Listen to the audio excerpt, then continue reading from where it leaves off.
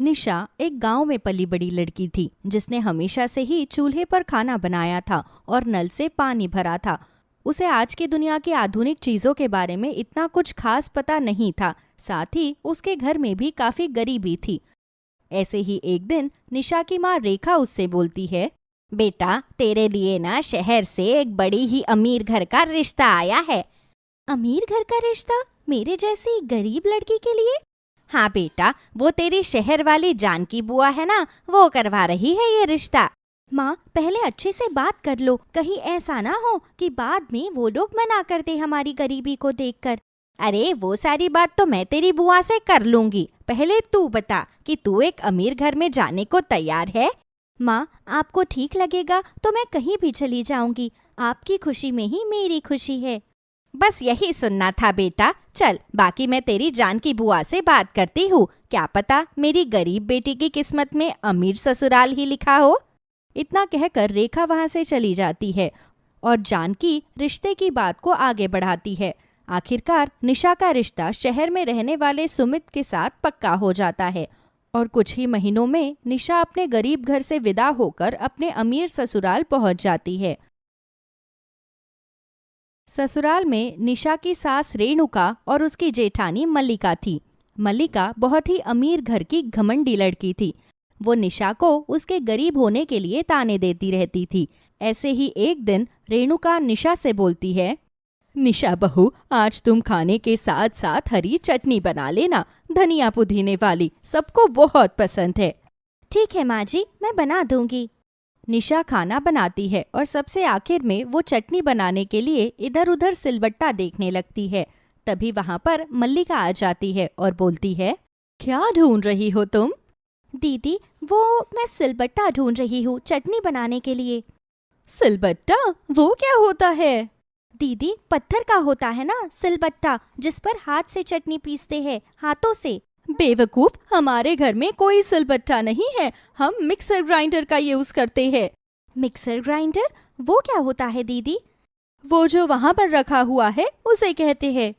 पर इसे चलाते कैसे हैं? मैंने तो इसे कभी इस्तेमाल नहीं किया। ओह गॉड, पता नहीं तुम कितने गरीब घर से हो कि तुम्हारे घर में मिक्सर ग्राइंडर तक नहीं था। दीदी आप मुझे एक बार बता सकती है क्या कि ये कैसे चलेगा? मेरे पास इतना टाइम नहीं है कि मैं तुम्हें ये सब सिखाऊं, अपने आप चला लो। इतना कहकर मल्लिका चली जाती है और अब घर पर रेणुका भी नहीं होती है। बेचारी निशा जैसे तैसे खुद से मिक्सी के जार में सारा सामान डालकर उसे चलाना शुरू करती है, पर सारा मामला उल्टा पुल्टा हो जाता है और पूरे किचन में धनिया पुदीना फैल जाता है। तभी वहां पर सुमित आ जाता है और किचन और निशा की ऐसी हालत देखकर वो बोलता है, अरे ये क्या कर रही हो? तुम धनिया पुदीना से होली खेल रही हो क्या? नहीं जी, मैं तो चटनी बना रही थी, पर ये मिक्सी कैसे चलती है मुझे पता ही नहीं है और चलाने की कोशिश में मुझसे ये सब हो गया। अरे तो किसी से पूछ लेती ना, हेल्प ले लेती किसी की। वो दीदी काम में बिजी थी और माँ जी घर पर नहीं है। कोई बात नहीं, मैं ये सब कुछ साफ कर देती हूँ। साफ तो कर देना, पर रुको, मैं तुम्हें बताता हूँ कि मिक्सी को कैसे यूज किया जाता है, ठीक है? निशा को मिक्सी चलाने के बारे में बताता है। निशा सारी चीज अच्छे से समझ लेती है और सुमित वहां से चला जाता है और निशा सफाई करने के बाद मिक्सी में फिर से दोबारा से चटनी बनाती है और इस बार एकदम परफेक्ट चटनी पीस देती है। कुछ ही देर बाद सभी लोग खाना खाते हैं और निशा की खूब तारीफ करते हैं। तभी मल्लिका बोलती है, खाना बनाने के अलावा और इसे आता ही क्या है? क्यों बहू, ऐसे क्यों बोल रही है तू छोटी बहू को? आपको पता है माँ जी, इसे मिक्सी चलानी तक नहीं आती है। आजकल छोटे छोटे बच्चे भी मिक्सी चलाते हैं। वो माँ जी, हमारे घर में कभी ऐसा कोई उपकरण आया ही नहीं, इसलिए मुझे इन सब की कोई जानकारी नहीं है। क्या कहा तुमने? उपकरण? जानकारी? Oh my god, don't tell me कि तुम्हें इंग्लिश भी नहीं आती है। जी दीदी, मुझे इंग्लिश नहीं आती है। गरीबी की वजह से मेरे पिताजी मुझे बस 5वीं कक्षा तक ही पढ़ा पाए थे।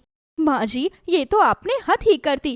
किस गरीब के घर से है ये? चलो, इस बात को तो बर्दाश्त किया जा सकता है, लेकिन ये पढ़ी लिखी भी नहीं है। आखिर क्या सोचकर आपने सुमित की शादी इससे करवा दी? The bloody Dumbo. जो गुण और संस्कार एक लड़की के अंदर होने चाहिए ना, वो सारे के सारे है निशा में। आ गई बात समझ में? और वैसे भी भाभी, अगर उसे कोई चीज नहीं आती तो हम सब सिखा देंगे। हम उसका परिवार है, हम उसकी मदद नहीं करेंगे तो कौन करेगा? सभी को निशा की साइड लेता हुआ देखकर मल्लिका का बड़ा सा मुंह बन जाता है और वो कुछ नहीं बोलती। दिन गुजरते जाते हैं, जहां एक तरफ रेणुका और सुमित निशा को हर छोटी बड़ी चीज अच्छे से समझा रहे थे, वहीं दूसरी तरफ